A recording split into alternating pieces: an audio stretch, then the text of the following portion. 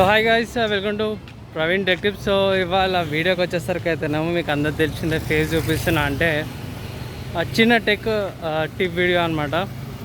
So ఇవాళ వీడియోకి వచ్చేసరికి చాలామందికి డౌట్ ఉంటుంది, నేను i5 తీసుకోవాలా లేకపోతే హై ఎండ్ తీసుకోవాలా, 20,000 30,000 పీసీ బిల్డ్ చేస్తే బెటరా, లేకపోతే 1,00,000 2 లక్షలు తీసేసుకొని ఒక 4-5 ఇయర్స్ దాకా సేఫ్గా ఉండాలన్నట్టు ఆలోచిస్తారు. గైస్ నేను ముందే చెప్తున్న ఒక పాయింట్ ఏంటంటే, మీరు కరెంట్ ఇప్పుడు 20,000 30,000 పెట్టి పీసీ తీసుకున్నా, i5 తీసుకున్నా లేకపోతే i3 తీసుకున్నా, నెక్స్ట్ 3-4 మంత్స్కి లేకపోతే 2-3 ఇయర్స్లో 2-3 ఇయర్స్లో మళ్ళీ మీరు తీసుకున్న ప్రాసెసర్కి అప్గ్రేడ్ వర్జన్ వస్తుంది. So depending upon the work మీరు ఏదైతే చేస్తారో దాన్ని బట్టి మీరు ప్రాసెసర్ని తీసుకోండి, కానీ అన్వాంటెడ్గా 1,00,000 3 లక్షలు తీసుకోకుండా అయితే నా అడ్వైజ్ అనమాట. ఎందుకంటే మా ఫ్రెండ్ ఉండే 3 lakhs గేమింగ్ పీసీ బిల్డ్ తీసుకుంటూ యూట్యూబ్ ఛానల్ కూడా ఓపెన్ చేసిండు. ఇప్పుడు ఆ ఛానల్ నడుస్తారు, డౌన్ అయిపోయింది. లైవ్ స్ట్రీమ్ పెట్టిన ఒక్కరు ఇద్దరు వస్తారు, మ్యాక్స్ పోతే 4 followers ఏమో ఉన్నారు. ఐ థింక్ 98-95 సబ్స్క్రైబర్స్ ఉన్నారన్నమాట. సో ఎక్కువ కూడా ఓవర్ స్పెండ్ చేయకండి అనేసి చిన్న అడ్వైజ్ అనమాట. అండ్ మీ బడ్జెట్ని చూసుకొని స్టార్ట్ చేయండి, తక్కువ నుంచి స్టార్ట్ చేసిన ప్రాబ్లం ఏం లేదు.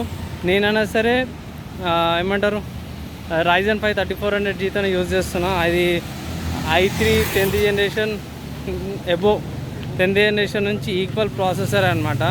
మీరు బేసిక్గా గేమ్ లైవ్ స్ట్రీమ్ చేసుకోవచ్చు, 720p వీడియో ఎడిటింగ్ చేసుకోవచ్చు, అండ్ చిన్న ఫోటో ఎడిటింగ్ కూడా చేసుకోవచ్చు, 3D యానిమేషన్ కూడా చేసుకోవచ్చు అనమాట. సో నా ఒపీనియన్లో పీసీ బిల్డ్కి అయితే ఓ ప్రైస్ చేయకండి. చాలామంది పెడతారు 1,00,000 2 లక్షలు 3 లక్షలు 10 లక్షలు అన్న పీసీ బిల్డ్ చేస్తారు, కాబట్టి అలా మీరు చేయకండి అనేసి అయితే ఒక చిన్న రిక్వెస్ట్ అనమాట. ప్లీజ్ గైస్, మీ బడ్జెట్ బట్టి మీరు పీసీ బిల్డ్ చేయండి అనేసి అయితే ఒక చిన్న వీడియో అనమాట. ఇది కంపల్సరీ ఏం లేదు, ఫ్యూచర్లో మీరు అప్గ్రేడ్ చేసుకోవచ్చు, ఏ పీసీ బిల్డ్ అయినా సరే అప్గ్రేడ్ చేసుకోవచ్చు.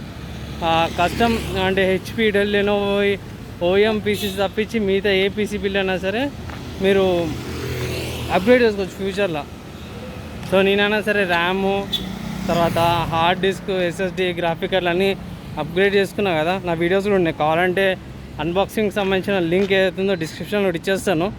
అట్లా మీరు అప్గ్రేడ్ చేసుకోవచ్చు, కాబట్టి తక్కువ తీసుకుని ఏం కాదు. సో చిన్న అడ్వైజ్ లాగా అనుకోండి బాయ్, అంటే నెక్స్ట్ టిప్ వీడియోలో కలుసుకుందాం.